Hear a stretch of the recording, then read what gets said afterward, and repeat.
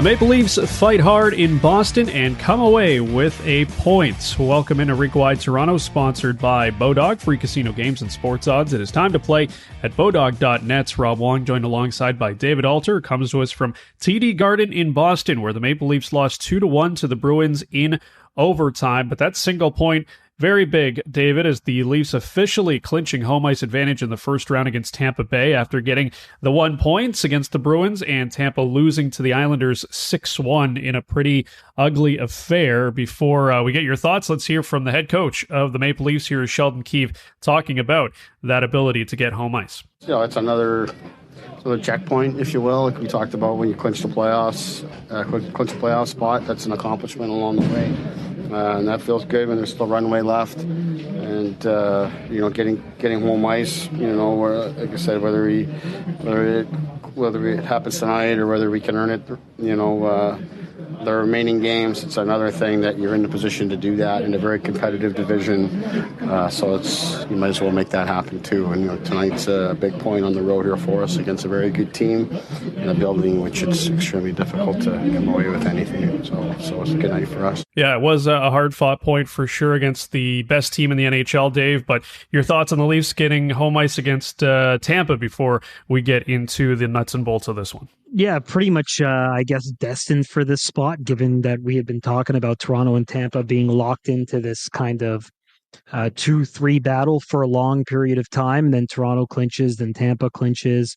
And so it just seemed like they were going to be locked into this spot. And it was just going to be a matter of when, not if, Toronto was going to be number 2 against Tampa's number 3. And Tampa certainly was playing pretty well going into it. A big loss to the Islanders. And then Tanner Jeannot, if you hadn't seen it, the big trade deadline acquisition for Tampa, it looked like he got injured pretty bad as his leg kind of got wrapped around Scott Mayfield in a check there. So that'll be an interesting dynamic as well. But for the Maple Leafs, this is important for them to get that home ice as well. I think now, you can kind of look to try and build more points, build more habits in the event they somehow escape the Atlantic. And then they want to try and get home ice for that third round. But this was probably deserved in a losing situation, given how well Toronto had played for most of the game against the Boston Bruins, with the exception of that first period and a couple of mistakes there in overtime and late in the third. They probably deserved to kind of clinch it in their own right, but they had to wait for the result. They get it. And it'll be another interesting series between Toronto and Tampa for sure.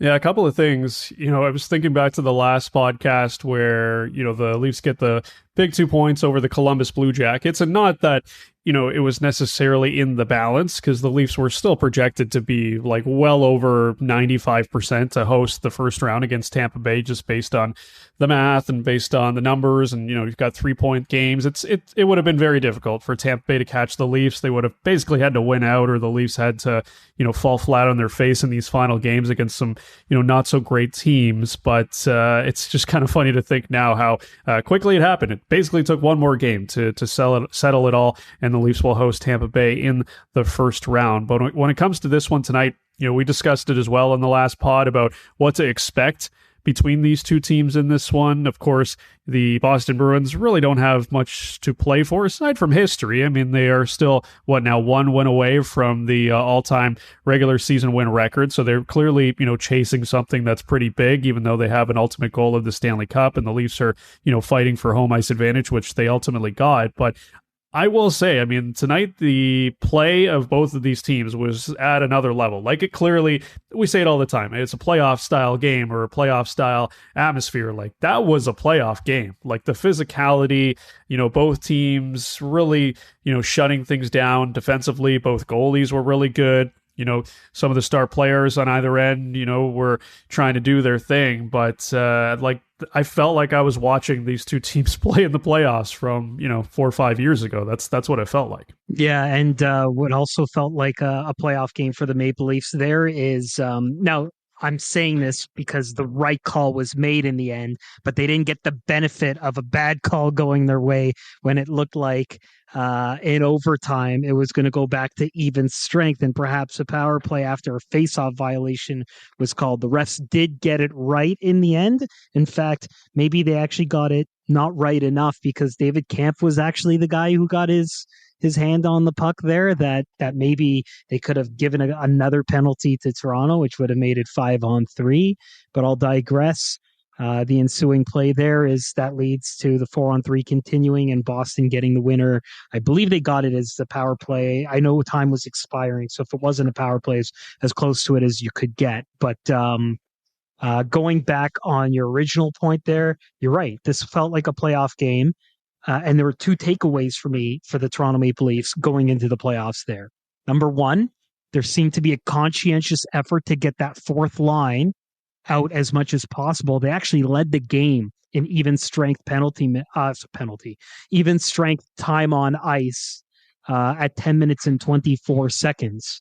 And they accounted for the team's only goal. They started the game. They started the third period as well. And, going into the season, there was a lot of talk about, Toronto's fourth line not necessarily matching up against the fourth lines of other teams in the playoffs. And so you're now starting to see what looks like a locked in fourth line for the Toronto Maple Leafs, with Aston Reese-Kampf and Sam Lafferty really finding their groove at the right time. And then the other thing, the Stars don't get the points on the board, and that's when the goaltending has to come up huge, and Ilya Samsonov is giving them playoff level goaltending. Those were my two takeaways from this game. Yeah, and Sam Lafferty with the big goal, as you mentioned, him, Zach Aston Reese, and David Kampf, that trio has really been coming together of late. And Zach Aston Reese, of course, has been, big on the offensive end. But I've felt, for the last few games here, David Kampf and Sam Lafferty, they really haven't been talked about enough, where it seems like they are really rounding into form. And, we'll get into the Matthew Knies conversation, of course, a lot over these final 4 games of the regular season when he ultimately makes his NHL debut. And we'll see maybe where he fits in come the playoff roster. But right now, this trio of Lafferty, Aston Reese, and Kampf, take this game aside, just the way that they've been trending, if anything, tonight kind of cemented the fact that these guys need to be together, and it would be quite an upset, I would say, if this is not the fourth line to begin round 1 against Tampa. Yeah, I mean, look, we've talked about this. Matthew Knies is now going to play in that championship game, so the earliest he could arrive to the Toronto Maple Leafs would be the games in Florida, which would actually be a perfect fit because the tournament that he's playing in right now is in Florida. So it wouldn't be much of a trek. The only thing he'd be missing out on is practice time with the Maple Leafs, because I believe they only have one practice left this season in the regular season. They're going to have tomorrow off. They'll have a morning skate ahead of that game against Montreal at home, their last home game of the season, regular season. And then they have back-to-back with Florida. They'll have a practice on Sunday before going to Florida. With back-to-backs, there's not going to be a practice, and usually they'll take a day off after the back-to-back before a morning skate again against the Rangers to close out the season. So the only practice time that it seems Matthew Knies is going to get with the Toronto Maple Leafs will be in games. And then at that point, you kind of have to figure out, well, where does he kind of factor in? It's almost like too late to kind of really make an impact. And I don't know if he's necessarily good enough that he's so undeniable that you have to have him in there. Like, I think that more harm could be done than good. Not saying that Matthew Knies isn't a good player. For sure he is. I just don't know if he has enough to really make a material impact on the Maple Leafs, given the way they're constructed right now with such little time to really kind of show what he can do. Well, that's really the thing. I mean, what would he have to do in these final few games of the regular season to get a spot? Like, he'd have to score 2 goals every game, and you'd be like, okay, wow, like maybe this guy deserves to play a lot of minutes here if he's going to provide this kind of offense. Because, right now, you look at the top 6, and it's pretty much locked in. You saw tonight with Kerfoot, O'Reilly, and Achari as a line. we know how much Sheldon Keefe likes Alex Kerfoot. You're clearly not taking out Noel Acciari with all the things that he provides. It was really down to this fourth line and, which of these three guys was going to falter. And right now, none of them are. I mean, they're all playing really well, including Sam Lafferty, who had the goal tonight. He also had a fight and says he's finding chemistry on that fourth line with Aston Reese and David Kampf. Yeah, it's a pretty clear role. I know exactly what's asked of me, so it's it's nice. I think there's a good foundation right now with our line and lots to build on. What stands out about David Kampf in that line for you guys? He kind of does it all for us. He is good in the face-off circle. He wins his battles. He's seems like he's always in the right spot to support the puck, to break it out, and in the O-zone too. So he's a horse. He's really easy to play with. I will raise my hand, David, and say that I was skeptical of the Sam Lafferty edition when it was first made, because, I just see this guy coming from Chicago and, he's having a decent season over there, but, you're coming into a different situation here with a team that has expectations. Are you going to be able to elevate your game? And, numbers wise, it still hasn't been great, and not that you're expecting him to be a point per game player by any means, because he plays in the bottom six. But the more and more you watch this guy play, and as we get closer to the postseason, you can see what he provides, and you can see why the Maple Leafs targeted him as a key piece for the bottom six. He can skate, he can throw the body around like we saw tonight, and when he needs to stand up for himself or his teammates, he's going to do that as well. It is cliche to say he has a playoff type of game, but the more and more you watch him, it's like, okay, yeah, this is what this team wants the bottom six to be like, and specifically the fourth line to be a hard trio to play against. And, if he continues to play this way, it's going to be a difficult matchup for the Tampa Bay Lightning to match up against a guy like Sam Lafferty, who just has a lot of tools. Yeah, it's interesting. So at practice yesterday, I kind of noticed at the very end, Sheldon Keefe and Sam Lafferty had a really long conversation on the ice, like 3.5 minutes as practice ended. And so without trying to pry too much about what was going on with that, this morning I kind of asked, where do you feel Sam Lafferty's game is at? Or what have you learned about him? And he said that the biggest thing he's learned is that we have to be really consistent with him to be clear about what it is we need from him. He's one of these guys with the nature of the injuries with O'Reilly and Acciari that had happened, that they had kind of moved him all around the place the moment he got to Toronto, which is very true. I remember there was one game. This is why I track lines at the Hockey News site. I track lines. He was a second line center for one of those games. He was all over the place. I know he's versatile, but I mean, he wasn't asked to do this much in such a short period of time with the Chicago Blackhawks, where expectations were very low. And so they kind of moved him all over the board. And so finally putting him into that fourth line wing spot with skilled guys, and in Aston Reese, someone who he's played with before in Pittsburgh, and David Kampf, who's really been a stabilizing force in that proper spot on the fourth line, because I've always felt that David Kampf at this point is the team's fourth line center, not third, that they really have found the proper mix here. And so what Sam Lafferty brings to that role, and it's very evident, is his speed. So he gets to the side there. He's able to burst past the defender, and Zach Aston Reese is able to kind of thread the needle on that pass that finally broke the game open after what looked like it was going to be no goals in this game. And so for them to kind of break through and get those fourth line goals, how many times have you been asking in a playoff game, how much did that remind you, Rob, of a game 7 when it was so tight like that? And it was the other team's fourth line that found a goal like that after it was tied or 0-0 for a long period of time. That's the type of play that they were looking for, which is why that was a real watershed moment for the Leafs and Sam Lafferty in finding a fourth line that they have targeted and identified. And I truly feel that this game, and you can see it based on the minutes, there was a premonition to just figure out if this fourth line has what it takes against one of the better fourth lines in the league. You think back to the previous fourth lines, the last couple of years that the Leafs had, and, Jason Spezza centering those lines, and sure, from time to time, he was able to chip in offensively. But the difference, I would say, with this current iteration of the fourth line as opposed to those fourth lines is this one you can trust in all three zones. And, before, when Jason Spezza was the center and, the line was, I don't know, Nick Patan or Wayne Simmons or what have you, it was like, you only trust those guys on one end of the ice, and you had to get them out in advantageous matchups. And not that, Sheldon Keefe necessarily wants to have this line out there, all the time, but clearly he trusts their defensive game. And Zach Aston Reese and David Kampf specifically are very strong in their own end. So, we've talked all season long about trying to find a fourth line with an identity, whether they were going to be a team that a trio that leaned more towards offense or one that leaned more towards defense.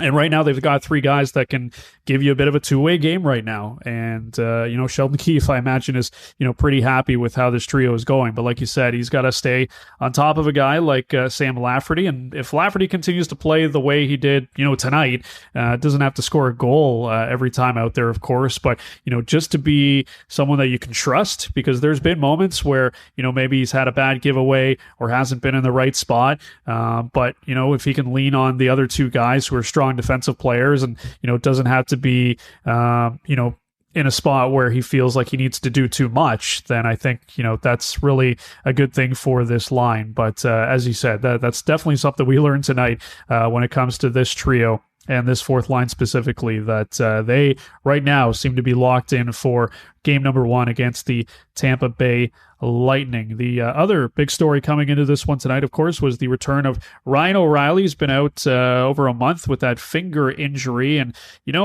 this one, I was kind of, expecting a little bit of rust from Ryan O'Reilly, to be honest with you, because he hadn't played for a while. I know he's been skating and he's been, getting in work, of course, but game action against the best team in the league is a little bit different. But man, he was out there doing Ryan O'Reilly things. Like it really did not look like he missed a beat at all. And I guess that kind of just shows you the pedigree that this guy has, that, when the lights are bright and it's a big game against an elite team, like he's ready to go. I was pretty impressed. Yeah, same. I mean, his ability to win puck battles in the end boards and make sure that when he wins those battles, not just for him, but that puck is either getting out or getting to a teammate with a short pass. I don't know how he was able to just kind of do that after such a long layoff. I asked him, is that just an instinctual thing? And he said that at that point, it's just kind of being able to be playing in the right spots and just battling out there. I know I just kind of answered battle with battle, but that's really what it is. He's kind of learned what that's like going up against the Bruins in the past, like he did in 2019, and just knowing what's expected, what type of game that is. And the other thing that was kind of interesting too is being out there for the overtime session too. So I really liked his game in that spot. There's a lot of trust in him. And there's a reason they call him the Factor outside of the Bill O'Reilly nickname, but he could be an X factor for them in terms of a proper third line and someone who can play pretty well in those matchups. But doing those things by example, his ability to win puck battles, especially tonight against this team in such a long layoff, it shows you exactly what they were targeting when they got a guy like Ryan O'Reilly. And so it's interesting because I do think that there are situations where you would like to see him in with some skilled guys. I don't know if that Nylander, Tavares, Marner experiment's going to work for a very long period of time. I was nicknaming that line the Core 3. Because it's 3 of the 4 core guys. But yeah, I think when you have a guy like Ryan O'Reilly, I think they could do a lot more damage with another skilled guy there. And maybe that's where they try Matthew Knies for a game or two to kind of see what that dynamic is like, because that would be interesting. Yeah, and of course, as you said, Ryan O'Reilly was the centerman that got the start in overtime. The unfortunate part for him that he was on the ice as the Maple Leafs picked up a penalty that ultimately led to the game-winning goal by David Pastrnak, even though it did not come on the man advantage. But let's hear from the Maple Leafs centerman on that start to OT. Yeah, it's tough. That's a draw I got to kind of win, especially with my role here. It's, I got to win that draw, get possession and such. But it's nice to see his confidence in me to go out there. And, again, Bergeron takes me wide there next year. You got to take a penalty and such like that. So I didn't like that. I think that's something, again, I'm better at, but I know how to kind of defend better than that. But, it's nice to see his confidence in me there. Yeah, and of course, that's a situation you're going to have him out. I was really curious to see who would start overtime, because it has been, David Kampf in the past with a defenseman and, generally Mitch Marner. But with Ryan O'Reilly back, clearly, he's going to be the guy in that spot to be trusted in OT. But, it was interesting to see the lines and how they were kind of shook up again there late in the third, because Sheldon Keefe deviated from some of those lines that he had at the start of the game, and he went back to the O'Reilly, Tavares, Marner line for a second there. He went with Bunting, Matthews, and Marner for a little bit. So maybe these aren't as set in stone as we may think, but it was interesting that the combination he went with tonight to at least start this game in a road game, maybe potentially looking towards the playoff game 3 against Tampa Bay, that you could kind of spread the wealth a little bit here with your top 3 lines. But, I'm still skeptical of it. I think we'll talk about him coming up later in William Nylander, but that's sort of a guy that I think needs a bit of a spark right now, and they're clearly trying to do it with Tavares and Marner. But he seems to be a guy that needs to have the puck on his stick, right? He on this line with Mitch Marner and John Tavares isn't doing that as much, because Marner is the guy that clearly is trying to set everyone up. But overall, I was kind of intrigued with this setup that they had tonight with the top 9 at least. And I said it before, Kerfoot, Achari, and O'Reilly is a very intriguing line to me. But, you said it too, that they might try to mix things up a little bit more here over the final 4 games and just kind of see what they got, because they're not playing for anything. So, now's the time to keep experimenting, even though it is driving some people up the wall as the conversations continue. But what they've done, as long as they just keep that 4th line the way it is, I think that's fine to do, because I don't know if people would feel great with a Bunting, Matthews, Yarncroke first line. Like, they've done it for a few games now, and I get what they're trying to do with it. Maybe it's a matchup thing where Matthews can drive a line so much that when that second line is overloaded, you can catch the other, defending line off guard and gas them out a little bit. So there is a little bit of that element to it. But yeah, I don't know. I feel like situationally, maybe at home on the road, it kind of makes sense. And yeah, the Leafs were kind of changing some lines, and like, I don't know if we're going to talk about this or not, but even on the defense, there were some things where I kind of noticed that things started to change right after Luke Schenn had that turnover. He didn't play for the remainder of the game. I thought Luke Schenn kind of struggled, especially in that first period. He was kind of taken off the puck pretty easily on the defense. And so once that turnover happened, you started to see the rest of the 5 guys kind of get rotated in and out. So yeah, it's interesting. The forwards are going to mix around. Again, the Matthew Nyes thing is going to be one where they kind of have to kind of change it. I don't think you see him in a top 6. I think putting him in that 3rd line kind of makes the most sense. So you can kind of, I don't want to say shelter him, but at least at a 3rd line, you're not going to ask him to bite off more than he can chew. And in these type of games, it will be a good learning experience for him to see if he can handle it. But yeah, I think they've got to move around that 1st and 2nd line, because I don't see that Bunting, Yarncroke, Matthews line working very much. Although you're right, they did adapt, and once they started looking for a go-ahead goal, they shuffled it around. They started overloading a little bit more. So there's probably going to be a lot of that. But I just don't know how long you want to necessarily go Bunting, Matthews, and Yarncroke for an extended period of the game. Granted, again, the 4th line got the most minutes, and that should be pointed out in why the game ended up being the way it did. And I know, Sheldon Keefe wants to keep experimenting, for many different reasons, just to, see what he can do, and to, depending on the matchups that he's going to get against Tampa Bay. But I just find it hard to believe that he's going to show up in game one and these are going to be the lines. Like, I expect it to be Matthews, Tavares, and O'Reilly, 1, 2, 3 down the middle. Like, I do expect that, but as far as, Tavares, Marner, and Nylander, like, I'm not expecting that to be the game one line. If I am, then I'm going to have to eat some serious crow.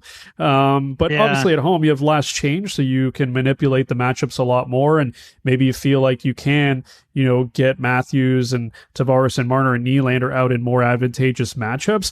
But I just think, the lines just seem to be more optimal and just look a lot better when you've got either Matthews and Marner together, or Nylander and Tavares together, or Nylander and Matthews and Tavares and Marner. Like, those are tried and true combinations, and I don't think 5 games of a sample size is going to be enough to change my mind and say this should be the way it goes. Yeah, it's going to be tough, right? Like, I'm looking at the expected goals in these lines tonight, and like, of the 4 lines that played the most together, like obviously not looking at switches, it's that Matthews line that had the best expected goals, which is kind of telling, just given that Matthews, Bunting, and Yarncroke had the most expected goals, but there was not really a finish on that line tonight.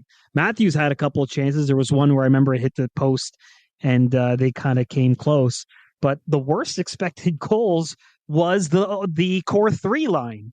And they're not really scoring, and you have to start wondering, okay, like, I get you need the data points, but you're kind of not spreading the wealth. You're kind of putting too much into one thing there in that second line. And William Nylander this morning said that he never really played with Mitch on the wing before, and and he likes playing on his off wing there, but as you mentioned, Tavares and Marner both like to distribute the puck, right?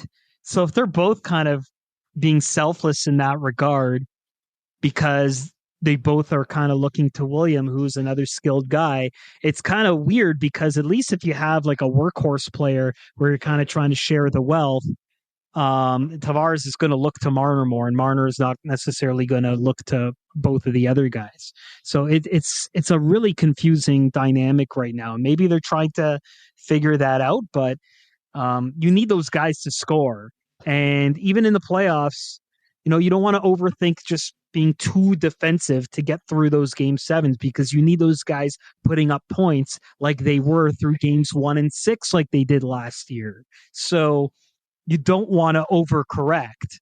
And there's been too many of these games now where it's just the goalies and none of the top 4 scoring to help them get some form of a result. But while that's good, it's not always going to win you out in the end. You need your top guys to be producing. And so you don't want to over experiment and overcorrect that all of a sudden you're running into the same problem you had with someone like Austin Matthews before, where he's just not putting up points. So the Nylander thing is interesting because, it's very, you're trying to play armchair psychologist right now with regards to his game, and everybody's trying to figure out, why has it been, I wouldn't say poor, because there was a stretch where he started to turn things around a little bit, but tonight I thought he was not very good. He was not very noticeable, kind of just flying around and didn't seem to be really in the play as much. He kind of fell on his own. He fell on his own for like one of those games, like in the end boards. Yeah. I remember I was just kind of like, what's going on there? Like, we know what William Nylander looks like when he's at his best, and tonight was far from that. And part of me wonders, is this a guy who is sort of just reserving himself for the playoffs? Like, I think there's a part of that, right? Like, you don't want to be going too hard at this point and suffer an injury or what have you, because, there's bigger things at stake. So, while I understand that people are a little bit up in arms and right now, and I'm sure the coaching staff as well, wondering, what is going on with William Nylander, I think, until we see it in the playoffs, like if this continues game 1, game 2 against Tampa, then I think there's real concern. Like, well, what is happening here? Is he nursing an injury? Well, what is the situation? But until we get to that point, like, it's still very low on my concernometer, because the larger sample size of this year is that he's been an elite player in the NHL. So you don't want to let recency bias get in the way too much and be like, oh, okay, yeah, full panic level. William Nylander has been struggling here, and he's going to keep struggling heading into the playoffs and in the playoffs against Tampa Bay. Like, I'm not ready to go there yet. No, neither am I. And I think he's earned that benefit of the doubt because he's been one of their more effective players in the playoffs over the last 2 years. In Montreal, he was by far the best player in that series for Toronto. And in Tampa, he had that one shift, that gif where he doesn't quite go hard to the corner boards that Leaf haters or Nylander haters like to share a lot. But outside of that one shift, I thought he was really great in that series as well. And he definitely does take it to another level. Is it frustrating from the coaching standpoint that it's not as consistent at this point? I'm sure it is. I do think they see it as progress, that it took very late in the season for him to start having any sort of drip, where in the past it's been like the Januaries or the Februaries, and then there's the benchings, and the benchings didn't happen this time around. There was just the move down to the third line, which was, I guess, the worst it ever got. Just kind of things that he needs to do with John Tavares in order to be successful. But outside of that, yeah, I don't know. It's not high on my concernometer either. It's one of those things where I think a lot of it is just a symptom of just that line is not very, it's not an effective line for him. As much as it has a lot of skilled guys there, I think it's a weird mix. I don't think Nylander has been on the left side of Tavares now that I think about it.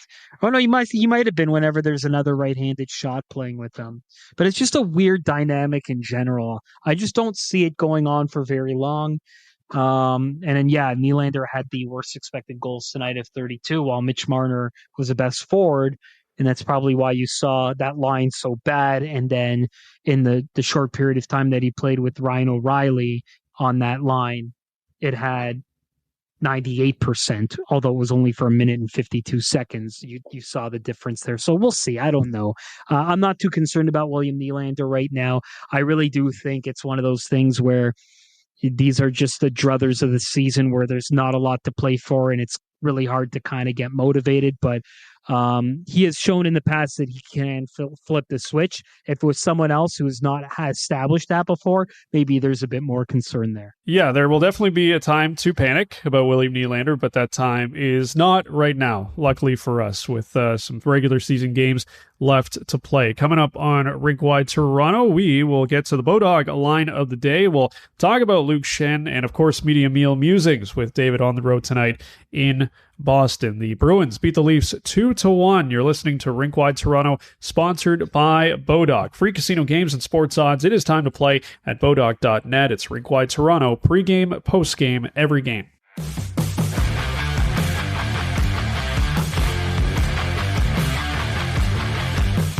It is Rink-Wide Toronto, sponsored by Bodog, the place to play free casino games and get the latest sports odds. Rob Wong, joined alongside by David Alter, comes to us from Boston. The Bruins beating the Leafs 2-1 in overtime. It is time for the Bodog line of the day, and if you had Ilya Samsonov over 30 saves, you got that right. Samsonov with 31 saves on the evening, and it was really interesting to see on the TV broadcast, Dave. They, of course, on Sportsnet use a lot of the sports logic analytics, and Samsonov this year, number one in the NHL when it comes to inner slot shot save percentage, 847. No Igor Shesterkin. No, it's not Andrei Vasilevsky. No, it's not Ilya Sorokin. It is Ilya Samsonov leading the way in the NHL this year. Just goes to show how good he is when it comes to, pucks in high danger areas. And tonight, again, that was the case. I mean, he was rock solid. Yeah, definitely in that zone. I don't know how much of a factor is it that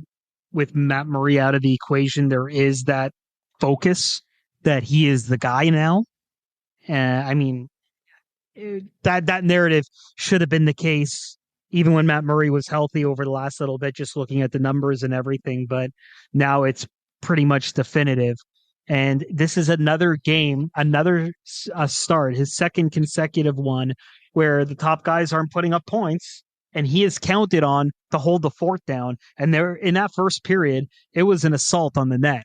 They were right in front of the net. I think it was 6-0 at one point from the shots on goal in favor of Boston, and a lot of them were in close. I was looking at the heat maps, and it was just a big blob of orange in front of Ilya Samsonov's net.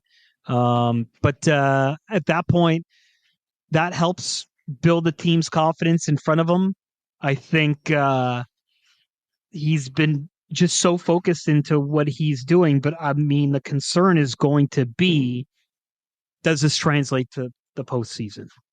Anyone who watched Ilya Samsonov with the Capitals, I get a lot of texts from friends in DC who are very skeptical still, even though he has really shown this year, with the exception of that game in DC when he went over there for the first time, that he's been pretty solid. So, it's one of those things where everyone's got to feel pretty good about Ilya Samsonov's game tonight.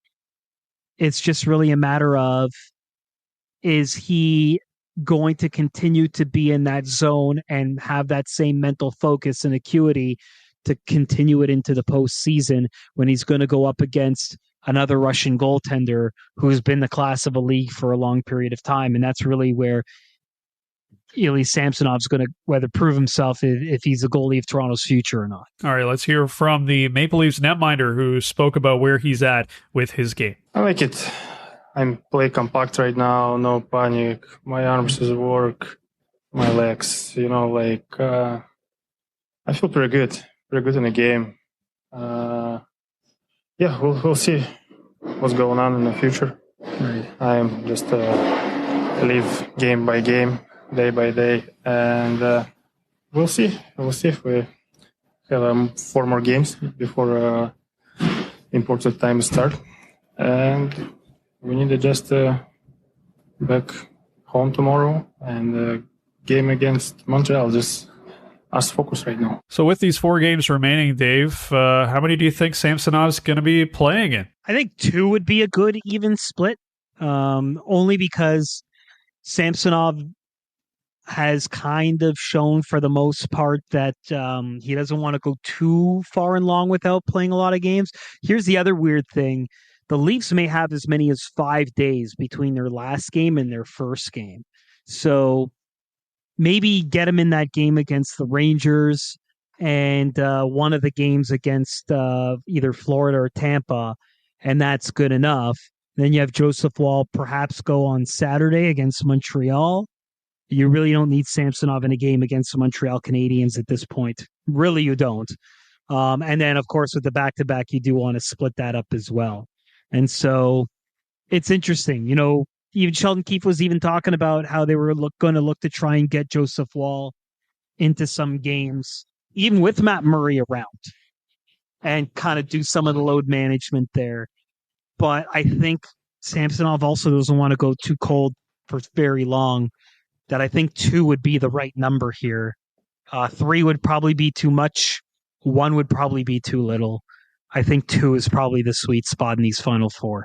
Yeah, I think I will pretty much agree with you there, and the order of it will be interesting. Like I think you're right. This coming game against Montreal on Saturday, there's no need to have Ilya Samsonov in there. I mean, I think you might even just see some of the other regulars not play in that one. It kind of reminds me of, when baseball teams clinch their division or they clinch a playoff spot, they usually don't play the next game. Like the starters get the night off. Now, usually it's because they're, out partying or they're celebrating because it's such a long season and a difficult task. But, the Leafs should be celebrating this accomplishment as well, getting home ice advantage. But that game on Saturday, it just feels ripe to have some of the starters and some of the superstars on this team maybe take the night off, as many of them as they possibly can. But, that last game, that final game of the regular season, because of the layoff that you said that they could potentially have, I'm starting to think that we're going to see a lot of starters and a lot of the regulars play in that last game, even though there's nothing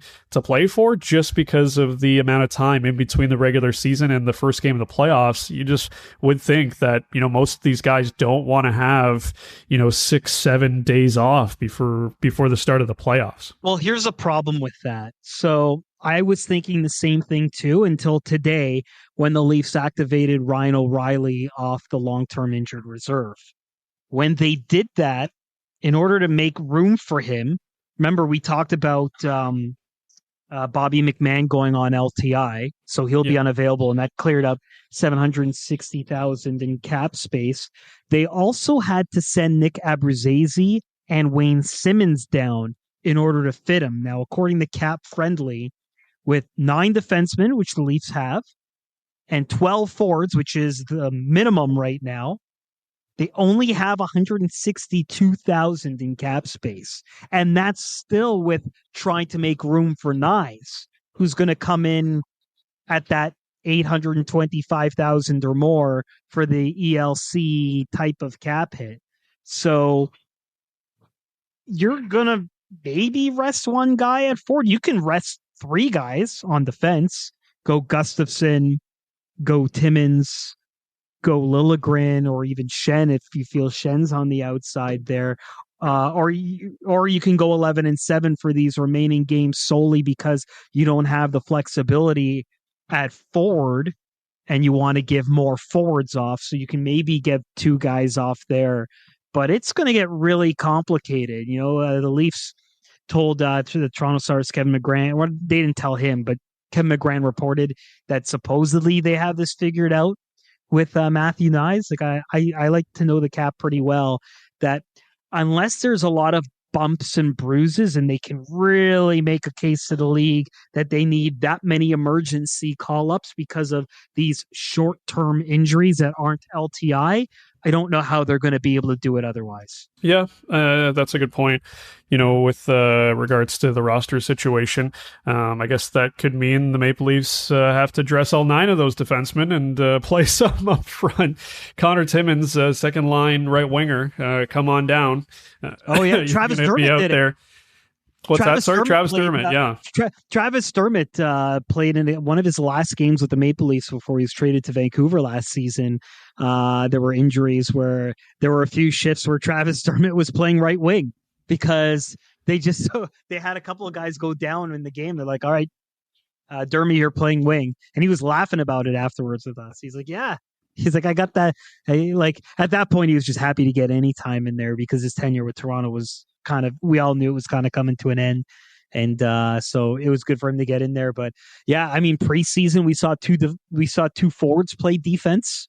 Mm-hmm. So you could definitely see it the other way around as well. All right, before we get to media meal musings, I did want to spend a couple of minutes here on Luke Schenn, who you touched on, did not play very much in that final period after, it wasn't his fault because he did what he does, where he banked it off the glass. It was incredible play by Brandon Carlo, who was able to jump up and keep it in the zone, and it ultimately ends up in the back of the Maple Leafs net. But, I thought in this game, there were some moments where when Luke Schenn got the puck, it was difficult for him to break it out or even get it over to his defense partner, whether it was Morgan Rielly or whoever.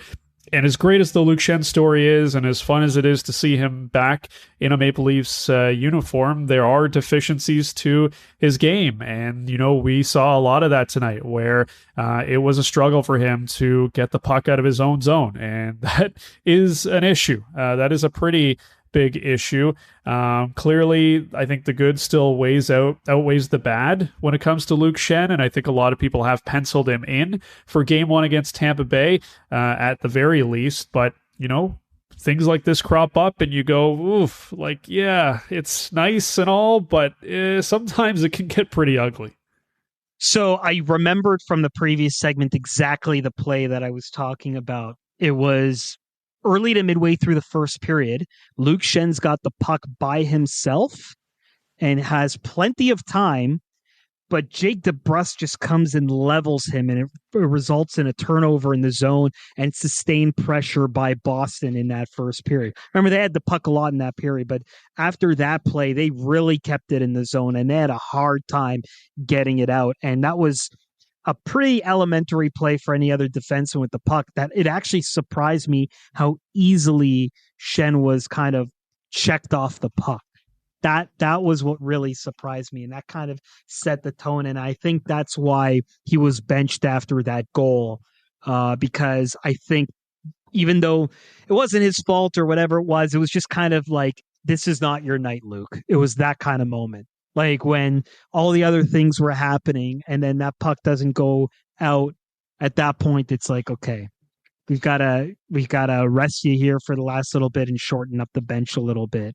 And this is why, a lot of people talked about Luke Schenn as a 6-7. And if you go 11-7, that's where you can limit Schenn and play him in those situations where maybe he makes sense more as a 7 as opposed to a 6. Now, the other thing complicating things is Timothy Liljegren's game has struggled. And if it hadn't, I think we would have been talking about Liljegren as a slam dunk in that 5-6 spot, but he hasn't really grabbed the mantle and taken it either. And so now the Leafs have Erik Gustafsson back, and I start to wonder, do you start looking to him a little bit more and seeing what he can bring after he has been away for family reasons, which we got to the bottom of today, and great news that everything is okay. But now they kind of have to get him back up to speed because Gustafsson hadn't been on the ice before the last couple of days for about 12 days. So I start to wonder, like, is this the Gustafsson turn to give him some games at 5-6 and see if he can really take it? Because there really isn't an obvious number 6 right now. Yeah, and I think, if we're talking about the forwards and who might sit as far as the regulars, I think we're going to see some defensemen sit too, just because there's a lot of guys to work in. You don't want Timothy Liljegren to sit for too long. You don't want Erik Gustafsson to sit for too long. You obviously want to get him in some games here, and Luke Schenn. So Connor Timmins, maybe we're going to see some, more movement around on the back end on these remaining 4 games of the regular season. But everyone's entitled to a bad game. And Luke Schenn was not great tonight, but Connor Timmins still in the mix as well. We finally got to see him a few games ago. Good to know that he's still on the team, and he clearly understands his role. So it's not a situation where he's, really struggling with it. It's just kind of the way it is right now with all the defensemen that the Maple Leafs added to their roster. All right, let's wrap things up here. Media Meal Musings back in Boston for the final time this season. Good, bad, otherwise, how did things go tonight for the Media Meal, Dave? Very good. Look, there was initial disappointment when I showed up and saw that there was no pasta bar, because the last couple times I've been here, it was a pasta bar, and I just got conditioned to thinking that it's a staple. But apparently it's part of a rotation, and I had just been fortunate enough to have the pasta bar. In fact, I was told that they actually served the pasta bar at the Raptors game here yesterday. So I missed it by one day, but instead of that, and I got to go back, they had a lot of great meat options tonight.